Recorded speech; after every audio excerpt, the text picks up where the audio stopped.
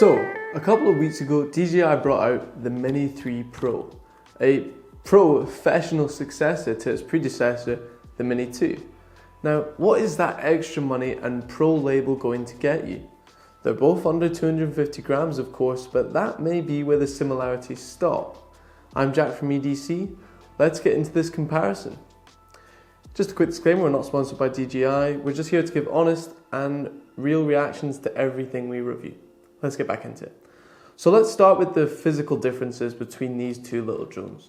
So the Mini 3 Pro is slightly larger, but the same weight of course, but the larger drone may change the way you pack this sub 250 beast.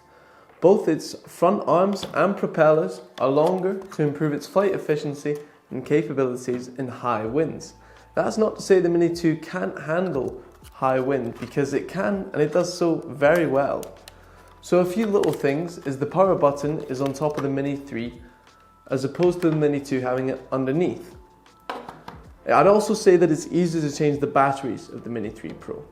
The cover is slightly different and comes with a piece of foam that makes it easier to keep the camera in position, but this could easily be lost.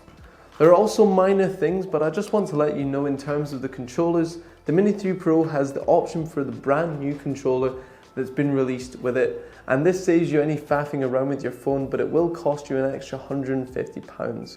We'll be doing a video on this new controller very soon. So moving on to the big hitters. One of the biggest changes is the 2 additional sensors brought out with the Mini 3 Pro. So the Mini 2 had downward sensors, but the Mini 3 Pro has been equipped with forwards and backwards sensing. These sensors work great and let you know the exact distance to the target and give color-coded rings as to where the obstacles are and how close they are to the drone. It's easy to get this drone knowing it has sensors and lose yourself a bit, but you've got to remember you still don't have any side-to-side or upwards sensing. And if you want what is called omnidirectional sensing, then you're going to need to look at the Mavic 2 Pro or Mavic 3. I'm just going to add that sensors aren't essential, and a lot of what I've been doing with the Mini 2 is because it doesn't have those sensors. It allows me to fly through gaps or close to objects where I'm always within visual line of sight with the drone, but if you're a beginner, it's a great option to have these sensors. Now lastly, you can see the Mini Pro has had a bit of a haircut near the front, and this is to allow for some truly unique low angle shots. I have to say I love this new feature and was recently filming some clay pigeon shooting for one of our clients called Elliot Clays. The option to have a small drone that could operate from a low angle allowed me to hold the subject at the bottom of the frame and get a full view of the sky to see the clay discs being shot. I had the Mavic 3 out that day as well, but the Mini 3 performed this particular shot best, and the footage didn't look too different, I must say. You'll also notice a big change to the camera's exterior and gimbal, and this is to allow for the option of truly vertical filming.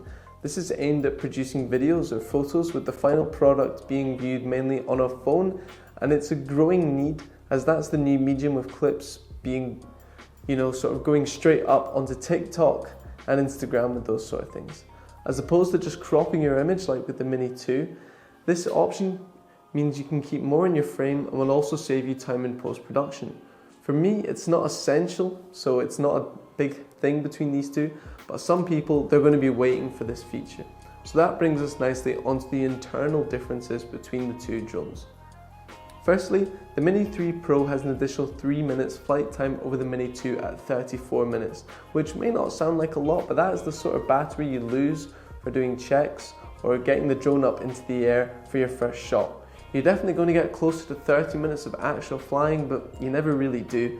And it's always dependent on the weather, which up here in Scotland, where you can endure 4 seasons in just one day, it's very undependable, those flight times. In terms of footage, here are some side-by-side comparisons with no color grading or changing of settings. Everything is just on auto. You can make of it what you want.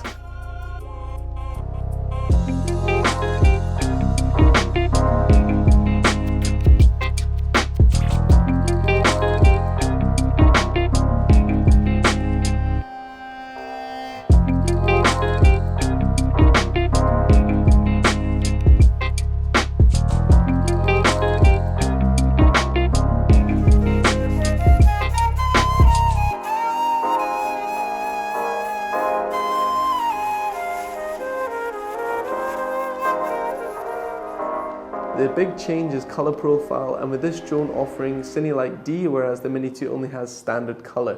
Now Cine Light D isn't a full log profile, but it does flatten out your image and pull out some of the saturation, which in turn allows you to preserve your highlights and your shadows for when it comes to color grading.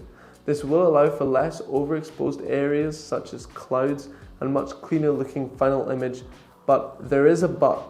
This can take you some time both to learn and to carry out on every image. So it's very much dependent on what level you're at and how quickly you want to be creating videos or simply exporting a single clip.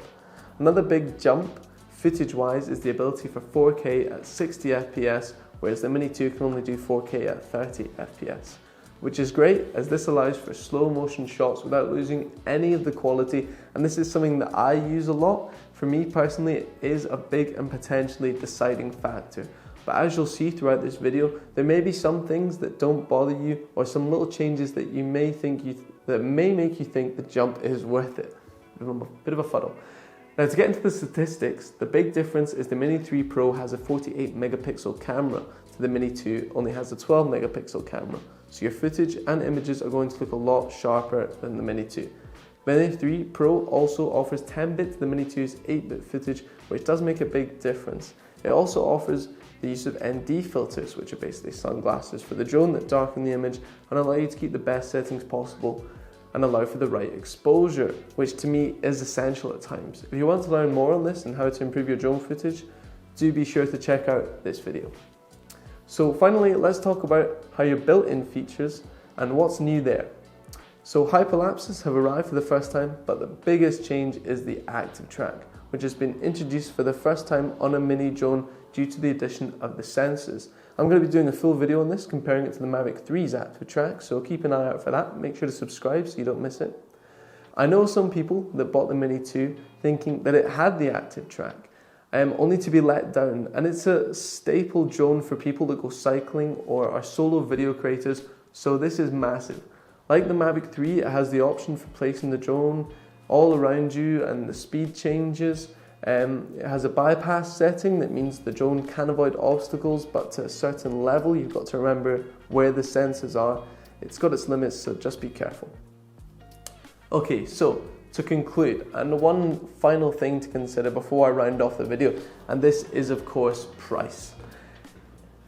If you're going to be buying just the base model of each drone without any fly more combo or special controller, then these are the prices you're looking at.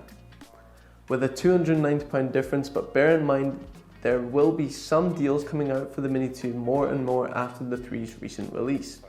So if you were to buy the Mini 3 Pro with all the bells and whistles and compare it to the Mini 2 with its Fly More combo, these are the prices. And here you're seeing a £469 difference. We do offer trade-ins if you're looking to upgrade, allowing for a discount off your purchase. So make sure to check out our website down in the description and get in touch. The truth is, if you are looking for an affordable drone with 4K footage and a solid system, then the Mini 2 is by far the best option on the market. It's still an option. But if you want to go that one step further and really push yourself and your footage, then go for the Mini 3, but only if the money is there, as it won't let you down. With laws and regulations always changing, this may be the most future-proof drone anyone can own right now. But always be safe when flying. Just because it's under 250 grams doesn't mean you can get away with anything. If you took anything from this video, then please remember to like, subscribe, and we'll catch you on the next one.